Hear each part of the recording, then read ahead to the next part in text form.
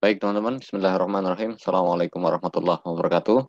Bagaimana hasil tradingnya teman-teman? Saya yakin teman-teman semua dalam kondisi yang menghijau portonya, terutama bagi teman-teman yang sudah menikmati pesta komoditi, terutama coal. Nah, bagi teman-teman yang belum dapat cuan di coal, saya kira tidak perlu FOMO. Tunggu saja nanti ketika ada retrace baru teman-teman masuk. Nah, ada sektor komoditi lain yang ini juga sebenarnya sudah kita bahas di Mutiara Investment Club di acara Zoom kemarin malam Senin.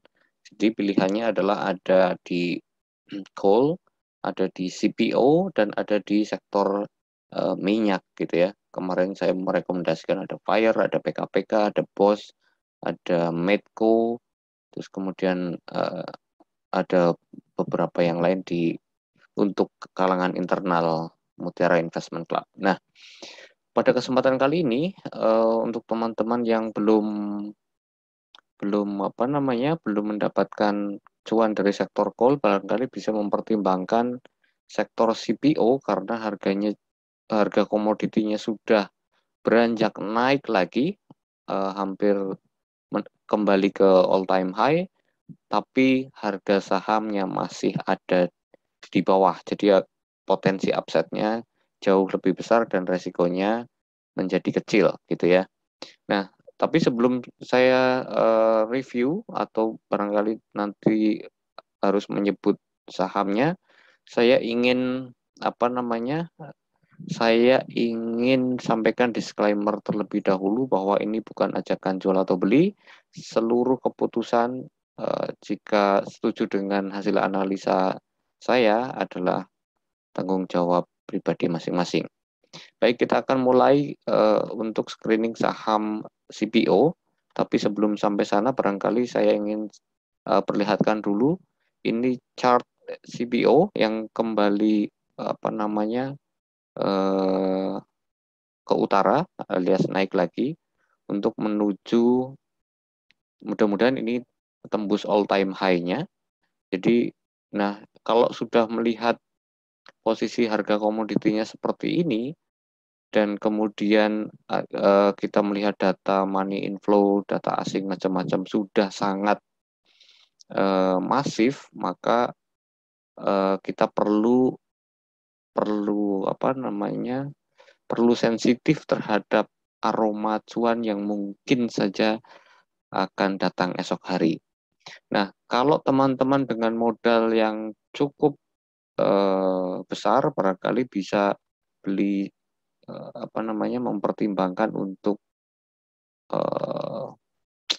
saham-saham CPO yang levelnya blue chip. Tapi kalau bagi teman-teman yang modalnya masih puluhan, ratusan juta ke bawah, puluhan bahkan, atau cuman 1-2 juta gitu, sebaiknya kita cari emiten yang terjangkau, yang upside-nya masih tinggi. Nah, kalau ditanya kira-kira kalau dari sisi upside yang masih tinggi apa dari sisi CPO? Barusan saya melihat chartnya cantik sekali dan posisi resistnya masih cukup jauh. Posisi resistnya cukup jauh. Ini baru break dari sini. Jadi secara tren kode sahamnya saya sebut palem ya. Palem ini kalau kita lihat secara tren posisinya adalah sang strong uptrend ya, strong uptrend.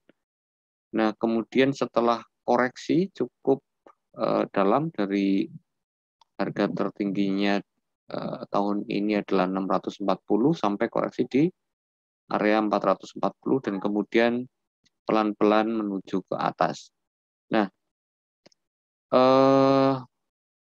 kalau secara strategi trading saya kira bebas ya, boleh trading harian ataupun swing trading. Tapi kalau misalnya trading harian barangkali kalau chartnya seperti ini saya kira bisa, kalau misalnya dibatasi resikonya berarti resikonya ada di bawah 4, 6, 8 atau paling jauh di bawah body candle ini di 4, 5, 6 sementara rewardnya ada di 520,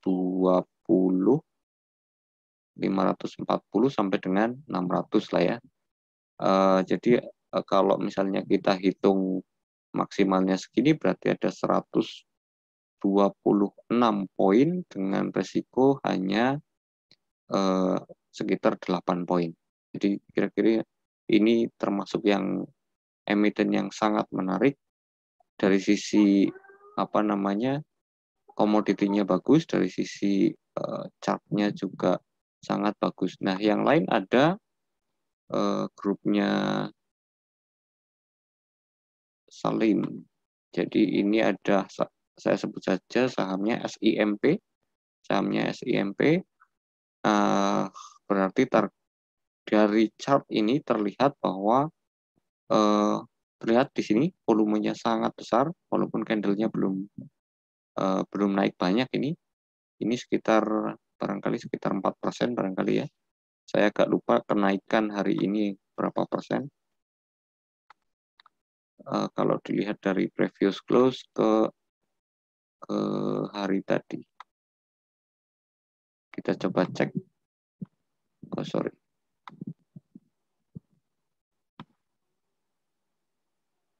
Berapa persen? Ya, sekitar 4%. Baru naik sekitar 4%, sementara kalau kita lihat emiten-emiten lain seperti LSIP, AALI itu naiknya sudah sangat lumayan. Kalau kita lihat LSIP,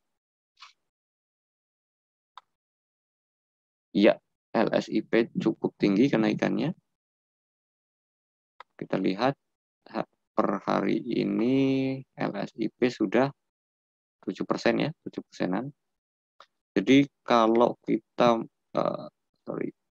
kalau kita berpikir untuk trading, maka yang kita batasi kan resiko.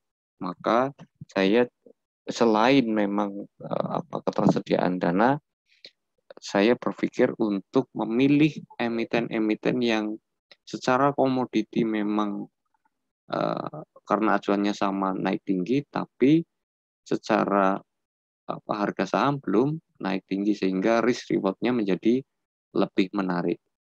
Nah,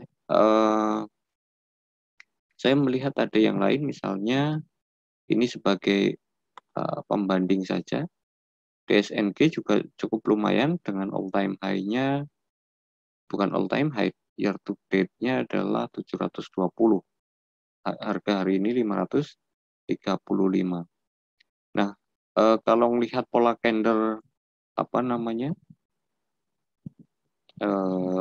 pola candle yang tercipta memang sangat cakep ya ini. Setelah ada 3 candle hijau ini, 3 white shoulders, kemudian ada kenaikan yang cukup lumayan. Hampir semua saham-saham CPO lari kompak, terus kemudian ada yang masih di bawah lagi. Misalnya SSMS saya lihat. Nah, SSMS juga baru beranjak, tapi kita tunggu apakah dia berhasil break dari minor resistnya di angka berapa ini. Area 900 ya, area 900. Jadi kalau dilihat dari pola candle, saya lebih cenderung ke emiten ini. Iya. Jadi secara pola candle ini lebih meyakinkan dan terlihat ruang upside-nya jauh lebih menarik gitu ya. Jadi kalau misalnya saya ditanya, saya akan memilih Palem dan barangkali kalau memilih 2 saja dari sekian banyak emiten, ada Palem dan SIMP ya. Pertimbangannya apa? Pertimbangannya adalah risk reward ratio dan pertimbangan utamanya adalah risk reward ratio kalau dibandingkan dengan saham-saham CPO yang lainnya. Saya kira itu, mudah-mudahan video ini bisa dijadikan referensi untuk teman-teman melakukan perdagangan esok hari. Tapi sekali lagi, ini bukan ajakan jual atau beli, ini hanya sekilas review dan pandangan bahwa dengan pertimbangan bahwa ada money flow yang cukup besar, terus kemudian harga komoditinya naik, maka kita perlu lirik saham di sektor yang sama. Saya kira itu saya akhiri. Terima kasih atas perhatiannya. Saya tutup. Wassalamualaikum warahmatullahi wabarakatuh.